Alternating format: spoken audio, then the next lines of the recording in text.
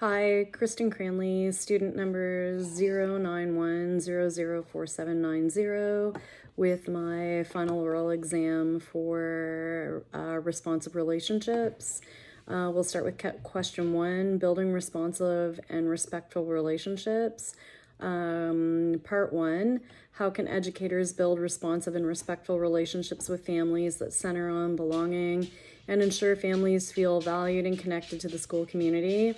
Educators can build these responsive, respectful relationships by recognizing that families are experts on their own children.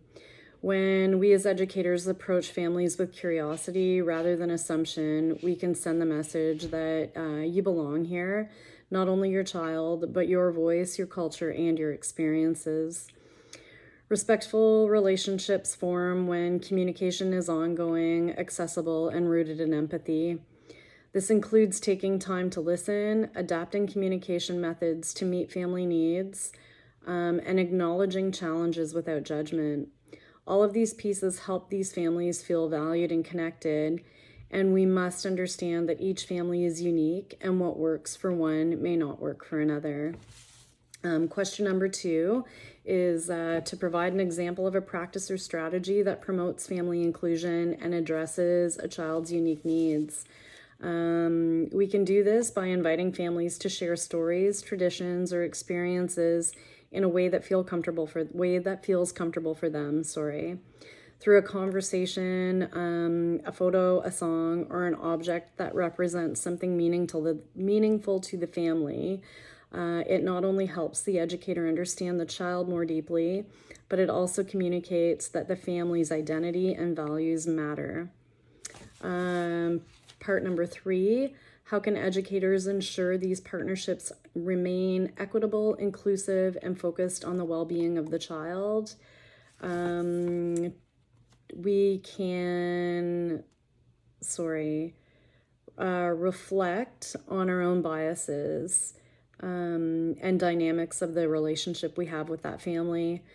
We need to approach it with consistency, transparency, and shared decision-making to keep the relationship focused on the child's well-being and avoid any cultural tokenism, or assumptions that we're making based on that child's culture or family unit. So question 2, honoring identity, cultural inclusivity, and belonging. Part 1, how can educators create learning environments honoring children and their families' diverse identities while fostering belonging?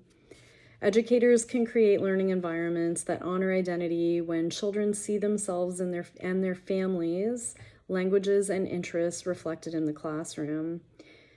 Educators can create environments that foster belonging by inviting children to share aspects of who they are in their own time and their own ways. Through storytelling, play, art, or conversation, as an educator, we would welcome all ethnicities, all cultures to share with us what they have in those specific ways. Question number 2, or part number 2, share an example of a culturally inclusive practice that supports the needs of families with diverse linguistic or cultural backgrounds. That was a mouthful, my apologies. A culturally inclusive practice that supports diverse families is offering multilingual visual communications tools. Labels or picture cards or greetings in a child's own language and English, while also inviting the family to share pronunciation and context. This shows respect for the child and their family and their culture while helping them to learn to communicate in English. Part number 3, discuss how incorporating Indigenous perspectives enhances inclusivity, belonging, and respect for cultural diversity. Incorporating Indigenous perspectives enhances inclusivity when it's approached with humility and respect, not as an activity or a theme, but through relationships with land, community, and gratitude.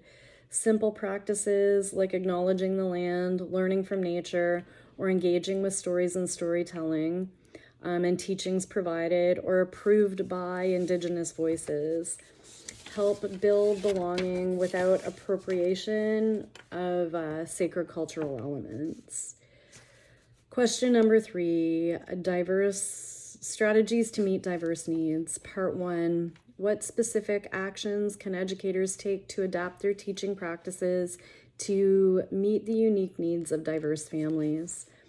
Educators can adapt their practice to meet diverse needs when they intentionally alter the environment, expectations, and approaches to teaching. Rather than expecting the child to change who they are, this may include visual supports, sensory tools for regulation, flexible seating, alternative ways to demonstrate learning or communication with families, and communication with families, asking how they would like us to respond to their child's unique needs.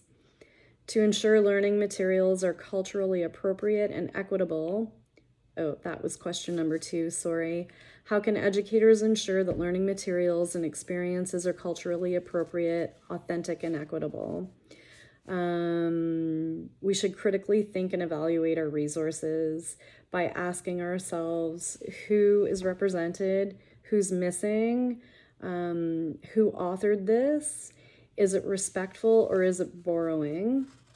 And authenticity can also come with families from collaboration, asking them for guidance or suggestions rather than just assuming and making up our own thing along the way. And part number 3, describe how trauma-informed practices can support a child's sense of belonging and inclusion. Trauma-informed practices can support belonging by prioritizing emotional safety, predictable routines, and the message that mistakes are part of learning and not failure. When educators respond with patience and empathy instead of punishment or shame, children learn that this is a place where they are safe, they can be themselves, and still be accepted.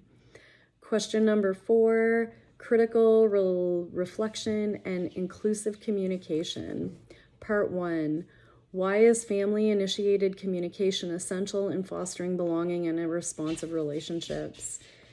Family-initiated communication is essential in fostering belonging and requires conversation. This helps families feel safe in our space. When families feel safe to advocate for their child, question an educator's decision, or express concerns, the educator-family relationship strengthens and becomes more responsive. It becomes a relationship built on trust.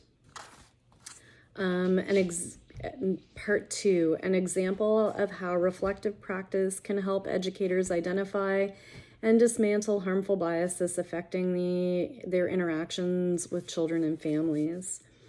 Reflective practice helps educators identify harmful biases by challenging their thoughts and that may shape their reactions. For example, an educator may notice, or it may be brought to their attention through communication with their teaching partners, that they always give the girls pink and purple and the boys blue and green. Reflection may help the educator uncover a bias, that boys and girls are different and are expected to act differently around certain things. They may then notice that bias is present in other areas of teaching as well. Maybe they see it in gross motor, in sports participation, construction, or science and engineering, and math, just to name a few other places. Part number 3, how can educators balance maintaining professional boundaries while fostering meaningful, respectful partnerships with families? Maintaining boundaries while forming meaningful connections means being empathetic and warm without taking on roles that are beyond our scope of practice, and communicating these boundaries clearly with families. Boundaries support trust with families. They reassure them that decisions are professional, ethical, and grounded in the well-being of the child and are not based on personal preference. So my bonus question, my gained insight from this course. The insight that shifted my thinking is realizing just how much work is involved in helping each child experience all dimensions of belonging, being heard, invited, involved, needed, and seen as present. This course reinforced that inclusion is not a single action or a checklist. It's a constant reflective commitment. It requires humility, ongoing learning, and willingness to make mistakes, repair, and try again. Most importantly, it renewed my belief that inclusive practice gives us hope. Hope that through our work with children and families, we can help shape a generation that's more compassionate, more respectful, and more accepting than the one before it. Thank you for the course. It was really good. Enjoy the rest of your week and Merry Christmas.